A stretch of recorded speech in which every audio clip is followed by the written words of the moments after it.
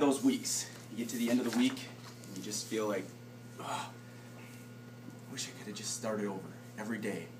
Every day, just something worse happened, and I wish this week wouldn't have happened. I had one of those weeks this past fall that made me think a little bit more about what really inspires me and what really motivates me at work. Monday started, and the first call I had to make that morning was to one of our teammates. She's 23 years old. Over the weekend, she lost her father unexpectedly to brain cancer. That's a very tough call to make. She was only 23 years old. Tuesday rolled around, and I got a call from one of our team members, and one of our chairs to one of our great events had been diagnosed with a very aggressive form of cancer. She wasn't going to be here, probably in 12 months. I got to know her over the last year, an incredible woman.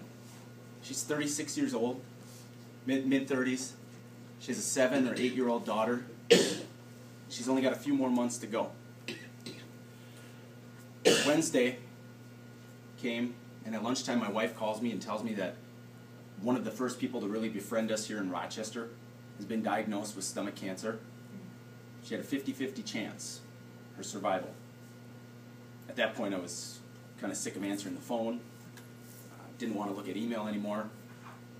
Thursday, an event that I had been working with the past couple of years before I'd moved into my new position, a cancer survivor who I got to know really well had lost her battle to breast cancer. She wasn't even 40 years old. Now that weekend I was visiting with my wife, just kind of talking about the week that I had had, the news that I had to soak in throughout the week. And she asked me, well, that's incredibly hard to hear, especially when you're around the word cancer day in and day out in what you're doing. But you must use those stories as motivation and inspiration, right? And I said, yeah, I do. And as a few days went on, I reflected on that question a little bit more in those 4 particular situations, and I thought, you know, those are not the stories that inspire me. Those are the stories that tell me we have work to do. We've got to do more. But what inspires me, what truly motivates me to push myself, push my team, and push our organization to achieve greatness is the work that our volunteers do. Those stories that I heard this fall, they tell me we have to keep going. That's a no-brainer. But what our volunteers do, that is incredible to me, and that is inspiring.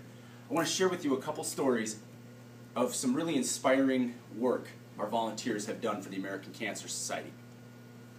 I want to start with a mother from the East Coast.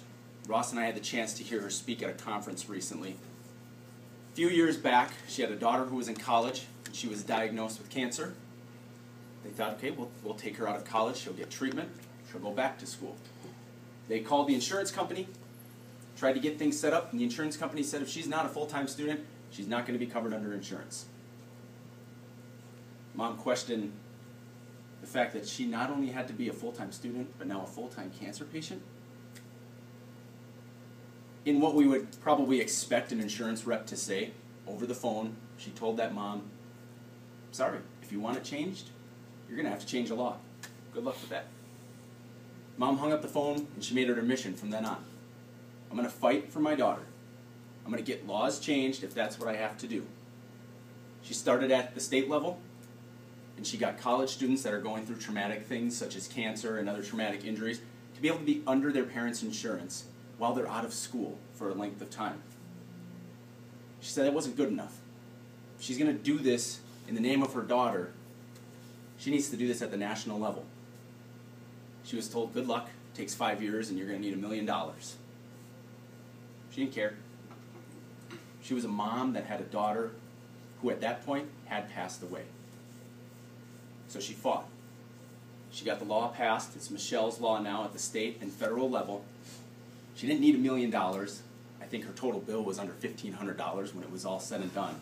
But she spent every day after work and on the weekends working to get that law passed and to make a difference. She worked with our advocacy department in a lot of what she was doing. That's incredible work. This is an everyday person who dedicated probably safe to say more time in a given week than staff do to what she was trying to accomplish. That's inspiring to me. Chris, she's our co-chair from an event that I had that I told you about at the beginning, who's been diagnosed and probably won't be here in 12 months. She's got a little daughter. I saw her about a week after at this same conference, and I went up to her, and not to talk about work, not to talk about what they're doing with their Relay for Life event, but I needed to find out how she was doing. She had just gotten this terrible news. And I put my hand on her shoulder, and I looked at her, and I just said, Chris, how are you doing? And she looked at me, and I'll never forget the look. She had a strength that I've never seen in anyone, man or woman. She looked at me and she said, I told the doctors to keep me alive until Relay. That's incredible to hear. She's in the last months of her life, and she's ending this fight on her terms. She's going to get as many people involved in the fight against cancer as she can. She's going to make the biggest impact that she can in her last few months. She's stopped with her everyday routine at work. She is dedicating to get more and more people involved in what we're doing every single day. It's incredible. The news that she's facing, and she goes out every day, ending her fight the way she wants to.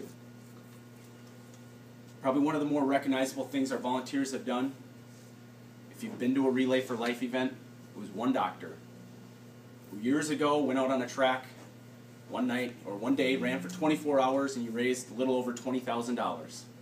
He thought, I was dumb to do on my own, I'm going to get more people involved. And there's a great picture that someone has developed. I'm sure it's one of our youth events at the collegiate level. But they show him back then in his short shorts and his tank top, and he's kind of finishing the line, going through the finish line. It says, I don't start fundraisers, but when I do, they raise billions of dollars. That was a volunteer. All he wanted to do was have the biggest impact in the fight against cancer.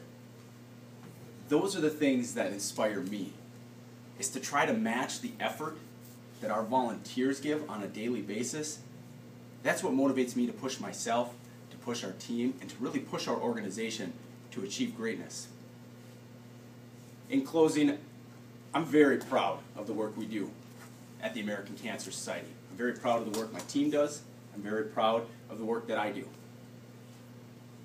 But what is incredible to see is that some of the most groundbreaking changes that we've had at the American Cancer Society and some of the most impactful changes that we've seen have not been done or made by those of us collecting paychecks. It's been done by our volunteers. Mr. Toastmaster.